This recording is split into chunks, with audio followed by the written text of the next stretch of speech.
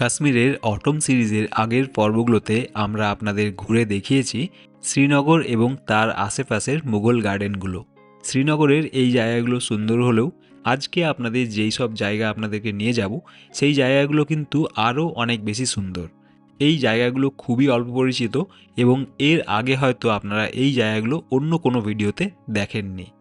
অটমে কাশ্মীর ঘুরতে আসলে এই জায়গাগুলো কিন্তু আপনাদের ভ্রমণ লিস্টে থাকা অতি আবশ্যক, নাহলে কিন্তু অটম সিজনে কাশ্মীরের সৌন্দর্য পুরোপুরিভাবে উপভোগ করতে পারবেন না। তো চলুন আপনাদেরকে নিয়ে যাই সেই স্বল্প পরিচিত খুবই সুন্দর জায়গাগুলিতে।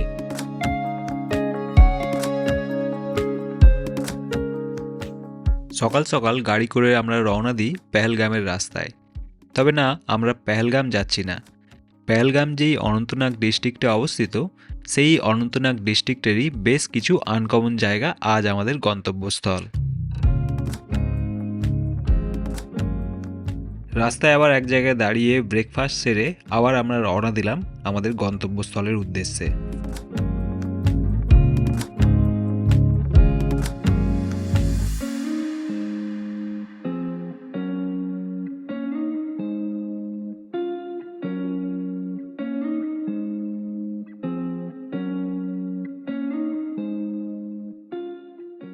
সকালবেলা হোটেল থেকে বেরোনোর পর প্রায় 2.5 ঘন্টার জার্নি করে আমরা এসে পৌঁছালাম আমাদের প্রথম গন্তব্যস্থলে।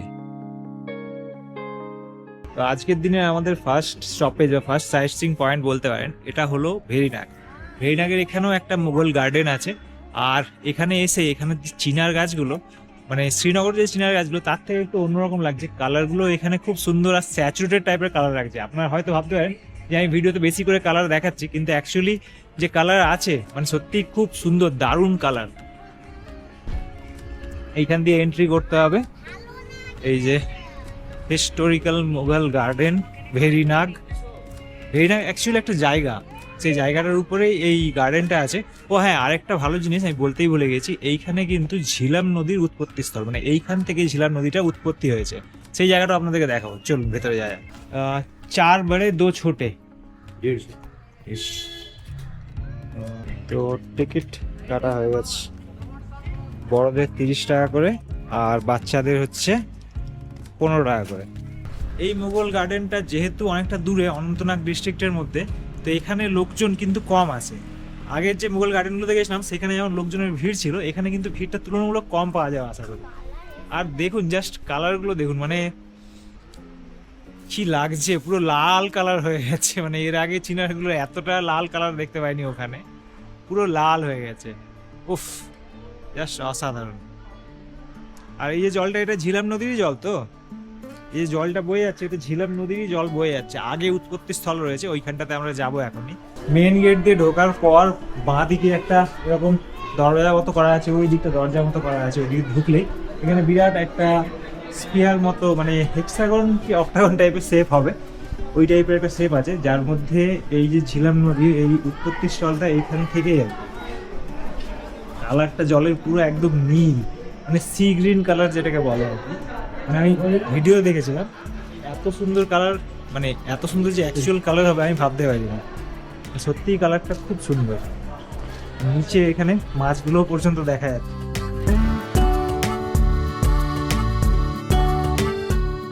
এই যে আমার পিছনটা, এইখানটাতে ভিতরে গেছিলাম, এই জায়গাটাতে ঝিলাম নদীর উৎপত্তি হচ্ছে। ওইখানটাতে কিন্তু কোনো ঢেউ নেই, কিন্তু জাস্ট ওইখান থেকে বেরিয়ে আসার পরে এইখানে ঢেউটা দেখুন, মানে কি বিরাট ঢেউ রয়েছে এখানে। আর জলের তলায় শ্যাওলাগুলো, মানে অ্যাকচুয়ালি শ্যাওলা কিন্তু গ্রিন কালারের জন্য খুব সুন্দর লাগছে। বেশ কিছুক্ষণ সময় আমরা এই ভেরিনাগ মুঘল গার্ডেনে কাটালাম, ফটো ভিডিও অনেক তুললাম এবং তারপরে আবার রওনা দিলাম আমাদের পরবর্তী গন্তব্যস্থলের উদ্দেশ্যে।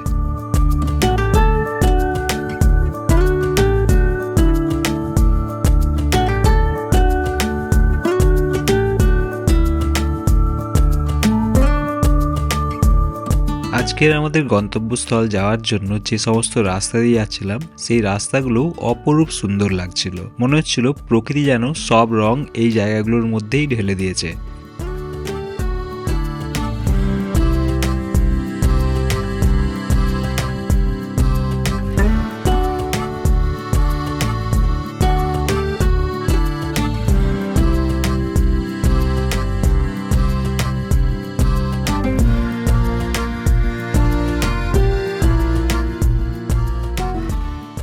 ভেরিনাগে কিছুক্ষণ টাইম স্পেন্ড করে এখন আমরা আবার চলেছি ডাকসুমের পথে। ডাকসুম যাওয়ার পথে একটা জায়গায় আমরা দাঁড়ালাম, জায়গাটা থেকে নিচে কাশ্মীরের অনেকটা এরিয়া, মানে পাহাড়ের কোলে, মানে পাহাড়ের জাস্ট ঢালে যে কাশ্মীর, সেইটার ভিউটা এখান থেকে খুব সুন্দর দেখা যাচ্ছে। দেখুন খুব সুন্দর লাগছে জায়গাটা। উপর থেকে গাছের যে কালারগুলো, মানে মাঝে মাঝে হলুদ হলুদ গাছ, আর তার মাঝে একটা একটা বাড়ি, তার মাঝে সবুজ সবুজ গাছ, আবার কিছু কালো কালো গাছ, সব মিলিয়ে মিশে দারুণ একটা উপর থেকে ভিউটা লাগছে। কিন্তু মানে হঠাৎ করে না দাঁড়ালে এই ভিউটা হয়তো আমরা মিস করে যেতাম।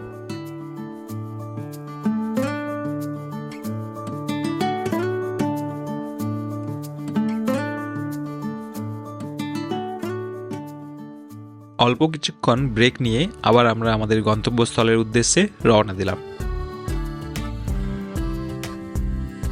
আজকে যে আমরা ঘুরছি এর বেশিরভাগ সময়টাই কিন্তু আমাদের রাস্তাতেই কেটেছে, যদিও সেই রাস্তাও আমাদের নিরাশ করেনি। রাস্তার চারিদিকের যে অপরূপ প্রাকৃতিক সৌন্দর্য, সেটা দেখতে দেখতেও কিন্তু আমাদের সময় কখন যে কেটে যাচ্ছিল আমরা বুঝতেই পারছিলাম না। সেই সৌন্দর্য ক্যামেরা বন্দি করতে করতেই পৌঁছে যাচ্ছিলাম আমরা পরবর্তী গন্তব্যস্থলের দিকে। सफर अनजाना सा है, रास्ता बेगाना सा है, हर मोड़ मोड़ पे कुछ नया सा है, हर मोड़ मोड़ पे कुछ नया सा है, सफर अनजाना। ভেরিনাগে ঝিলাম নদীর উৎপত্তিস্থল দেখার পর আমাদের যাওয়ার ইচ্ছে ছিল সিনথাম টপ বা সিনথাম পাসের ওখানে, যেখানে বরফের পাহাড় রয়েছে এবং উপরের সৌন্দর্যও খুব সুন্দর। কিন্তু ড্রাইভার আমাদের আগেই বলে রেখেছিল যে মেবি সিনথাম টপ নাও খোলা থাকতে পারে, তাহলে কিন্তু সিনথাম টপ পর্যন্ত আমরা যেতে পারবো না, আমাদের ডাকসুম দেখেই আবার ফিরে যেতে হবে। যেটার ভয় ছিল ঠিক সেটাই হলো, সিনথাম টপ খোলা ছিল না, তাই সিনথাম টপ না যেতে পারে ডাকসুম পর্যন্ত আমরা পৌঁছে গেলাম। ভেরিনাগের পরে আমরা সরাসরি চলে এসেছি ডাকসুম। অ্যাকচুয়ালি আমরা যাচ্ছিলাম সিনথাম টপের জন্য, কিন্তু এখানে এসে জানতে পারলাম সিনথাম টপ বন্ধ রয়েছে। পেহেলগামের ঘটনাটা হওয়ার পর থেকে সিনথাম টপ উপর পর্যন্ত যাওয়া টুরিস্টদের জন্য বন্ধ, খালি ওখানকার যে লোকাল লোকরা থাকে তারা ওপাশে যেতে পারে, আদারওয়াইজ যেতে দিচ্ছে না। ডাকসুম থেকে পরের রাস্তাটা বন্ধ রয়েছে। তো ডাকসুমে এখানে এসেছি, এখানে নদী বয়ে চলেছে একটা মাঝখান দিয়ে, আর চারিদিকে উঁচু উঁচু পাইন ট্রিজ রয়েছে। জায়গাটা মোটামুটি ফাঁকা, লোকজন সেরকম ভিড় করেনি এখানে। ডাকসুমে যে জায়গায় আমাদের গাড়ি নামিয়েছিল তার আশেপাশটাই আমরা এক্সপ্লোর করে দেখলাম। মাঝখান দিয়ে একটা সুন্দর নদী বয়ে চলেছিল ঝর্ণার মতো, আর তার সাথে উঁচু উঁচু পাইন গাছ, সব মিলিয়ে মিশিয়ে একটা দারুণ পরিবেশ ছিল। এছাড়াও এখান থেকে কিন্তু ঘোড়াই করে বা আদার গাড়ি করে এখান থেকেও কাছাকাছির মধ্যে সাইট সিইং করতে যাওয়া যায়, কিন্তু সেগুলো আমরা আজ যাইনি, কারণ সময়ও হাতে কম ছিল, প্লাস অধিকাংশ সময়ই এইসব জায়গাগুলো খুব একটা ভালো হয় না, তাই এখানেই বেশ কিছুটা সময় আমরা কাটালাম। আবার ফিরে চললাম পরবর্তী গন্তব্যস্থলের উদ্দেশ্যে। कुछ नया सा है, हर मोड़ मोड़ पे कुछ नया सा है, सफर अनजाना। এই নদীর পাশেই আবার ছোটখাটো দোকান রয়েছে অনেকটা, তো এরকম একটা দোকানে আমরা একটু টুকটাক খাওয়া দাওয়া খেয়ে নেবো। এখানে কাশ্মীরি কাওয়া খাবো, তার সাথে চা কফিরও পাওয়া যায়, তার সাথে ম্যাগি ট্যাগি টুকটাক খাবার দাবার রয়েছে। দেখি আমরা এখন কি খাই। নদীর ধারে বসে খাওয়ার মজাটাই আলাদা। ওই একদম নদীর পাড়ে, নদী বয়ে চলেছে, নদীর পাড়ে আমরা এখন বসে।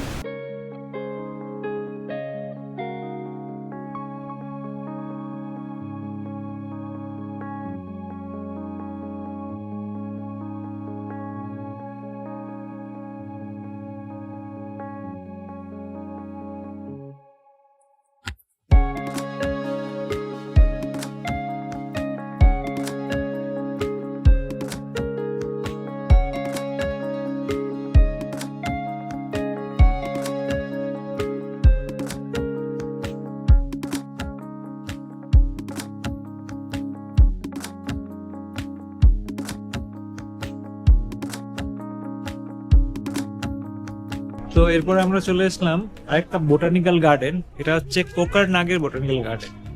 এন্ট্রি ফিজ ওই সেম, বড়দের 30, ছোটদের 15। হ্যাঁ, এটা একটা বোটানিক্যাল গার্ডেন। এখানেও প্রচুর চিনার গাছ রয়েছে, চিনার গাছ ছাড়া আরো অনেক গাছ রয়েছে যেগুলোর কালার খুব সুন্দর সুন্দর।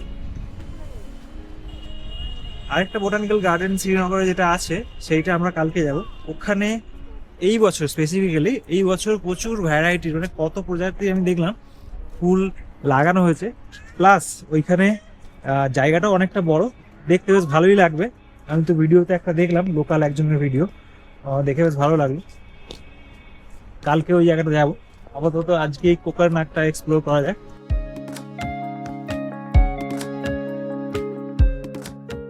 কিছু জায়গা ভাষায় প্রকাশ করা যায় না, অনুভব করতে হয়।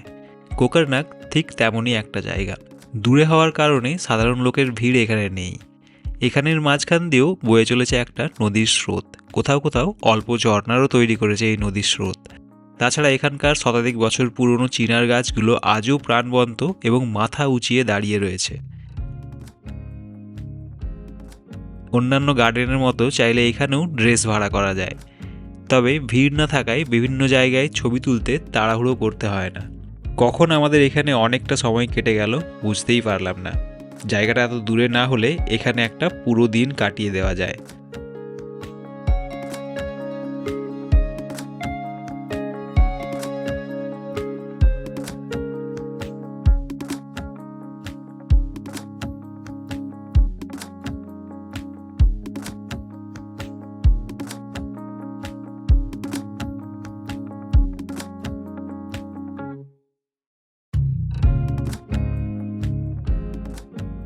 কোকারনাগ গার্ডেন দেখার পর আমরা পৌঁছে যাই আমাদের পরবর্তী এবং আজকের শেষ গন্তব্যস্থল আজওয়াল গার্ডেনের উদ্দেশ্যে। কথায় বলে না, last but not the least. এই আজওয়াল গার্ডেনটাও আমাদের শেষ গন্তব্যস্থল হলে একদম পাতি গন্তব্যস্থলও নয়। আজকে যতগুলো গন্তব্যস্থল ঘুরে দেখলাম তার মধ্যে এটা আমাদের অন্যতম লেগেছে। আজকের দিনে আমাদের লাস্ট স্টপ হলো আজওয়াল গার্ডেন। এই আজওয়াল গার্ডেন এটাও একটা মুঘল গার্ডেন। এখানেও এন্ট্রি ফিজ ওই সেম 30 টাকা বড়দের, বাচ্চাদের 15 টাকা। এখানেও প্রচুর মানে ওই জলের একটা স্ট্রিম রয়েছে, যেটা প্রায় মোস্ট মুঘল গার্ডেনের মাঝখান দিয়ে জল বয়ে গেছে, আর চারিদিকে চিনার গাছ রয়েছে প্রচুর। তো এই সিজনে যদি আপনারা আসেন, অটম সিজনে এই দিকটা ঘুরতে আসলে আপনারা এই জায়গাটাও আপনাদের বাকেট লিস্টের মধ্যে রাখতে পারেন। এইখানে জলের জায়গাটা বেশ বড়, মানে অনেকটা চওড়া চওড়া জলের জায়গা, আর চিনার গাছগুলো বেশ অনেক পরিমাণে আছে, ঘনত্ব চিনার গাছের বেশি। শ্রীনগরের কাছে যে মুঘল গার্ডেনগুলো আছে সেগুলো যেমন চিনার গাছগুলো একদম পিছনের দিকে রয়েছে, সামনের দিকে অতটা চিনার গাছ নেই। এখানে কিন্তু শুরু থেকে শেষ পর্যন্ত প্রচুর চিনার গাছ রয়েছে, তার মধ্যে বেশ কয়েকটা কালার খুব সুন্দর এসছে, দারুণ দারুণ সব লাগছে। প্লাস এখানে ওই যে ঝর্ণাগুলো, এই ঝর্ণাগুলো কিন্তু এখানে অনেক বেশি আছে, যার জন্য এই গার্ডেনটা আমার বলতে গেলে অন্যান্য গার্ডেনের থেকে সিনিক বিউটি একটু বেটার লাগলো আমার।